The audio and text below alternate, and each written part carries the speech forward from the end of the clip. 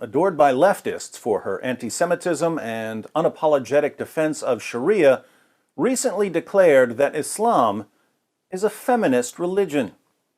And our deen has always been an anti-racist and feminist and empowering religion. I don't need people in the West or people in Europe or people in the United States of America to teach me what feminism is, because my beloved Prophet Muhammad, may peace and blessings be upon him, told me and shared with me and taught me how worthy I am as a woman and how important education of women is and how important for us to hold leadership positions in our community. So, Linda doesn't need non-Muslims to teach her what feminism is. But she does need someone to teach her about Islam. Let's see if Allah and Muhammad can mansplain it for her. Here are our top 10 reasons Muhammad was not a feminist. Number 10. Polygamy for me, but not for you. While Islam allows Muslim men to have up to 4 wives at the same time, unless you're Muhammad, in which case you can have many more, Muslim women aren't allowed to have more than a single husband at a time. Allowing polygamy for men but not for women is unequal treatment and therefore violates the core tenet of classical feminism. Number 9. Non-Muslim spouses for me but not for you.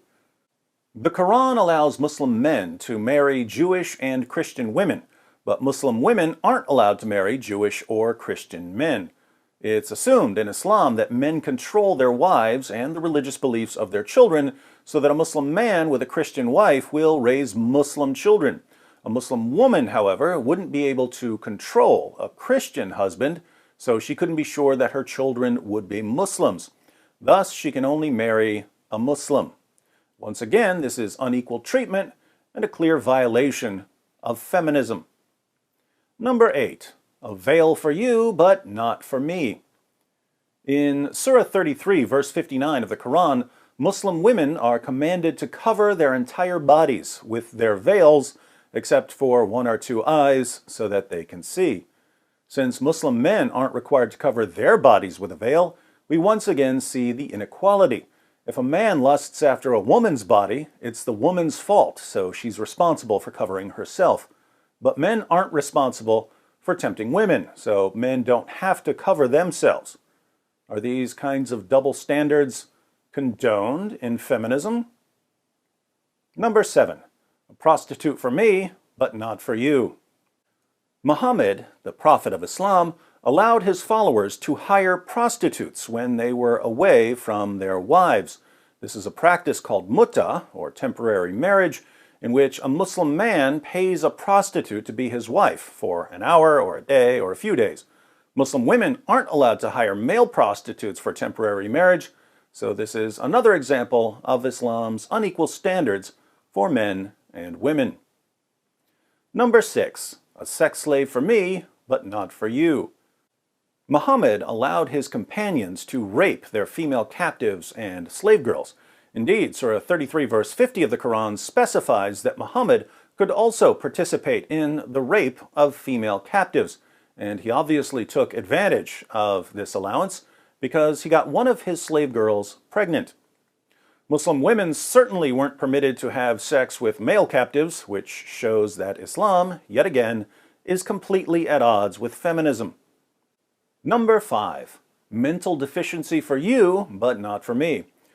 According to Surah 2, verse 282 of the Quran, the testimony of a woman is only half as reliable as the testimony of a man. Why is this? Muhammad explains in Sahih al-Bukhari 2658. The Prophet said, "Isn't the witness of a woman equal to half of that of a man?" The women said, "Yes." He said, "This is because of the deficiency of a woman's mind." The testimony of women is unreliable because women are, by nature, stupid. Is this what feminism teaches?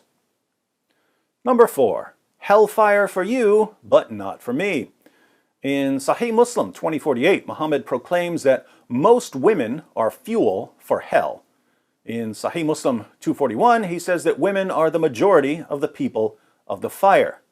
When a woman asks him why hell is full of women, Muhammad replies, "You curse a great deal and are ungrateful to your husbands. I have never seen anyone so deficient in intellect and religion, more overwhelming to a man of wisdom and reason than you. Hence, women aren't just intellectually inferior to men, they're also morally inferior to men. I wonder if today's feminists would agree. Number 3, leadership for me, but not for you. Due to the intellectual and moral deficiencies of women, Muhammad insisted that women are permanently unfit for political leadership.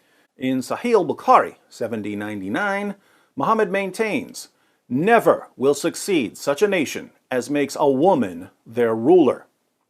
Try quoting that to all the feminists at the next Women's March. Number 2, a beating for you, but not for me. Islam instructs men to beat rebellious wives into submission, but doesn't allow women to beat rebellious husbands. Allah revealed in Surah 4, verse 34 of the Quran, "Men are in charge of women, because Allah has made the one of them to excel the other, and because they spend of their property for the support of women.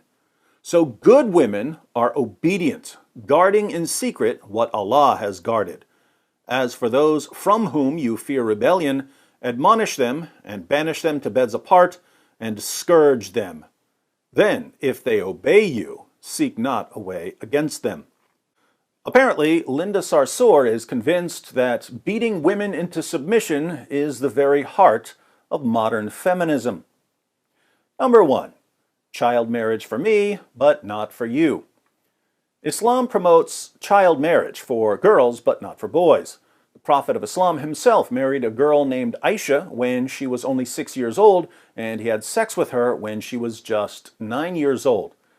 According to Muslim sources, Aisha still hadn't reached puberty when her prophet consummated the marriage. In Surah 65, verse 4 of the Quran, Allah explains how Muslim men should divorce prepubescent girls after having sex with them. Talk about a patriarchy. Needless to say, feminism rejects child marriage and must therefore reject the Quran's claim that Muhammad is the ideal pattern of conduct. Putting all of this together, we've got an ideology that is diametrically opposed to feminism, and yet it's being advertised as a feminist religion. Oddly enough, the people who are most vigorous in asserting that Islam is a feminist religion are women who, according to Muhammad, are inherently stupid and immoral. Perhaps when Linda Sarsour claims that Islam is a feminist religion, she's simply trying to prove that Muhammad was right about women being stupid and immoral. Fortunately, we don't have to agree with her. So, what did you think of our top 10 list? Are there any other reasons Islam is not a feminist religion? Let me know in the comments section.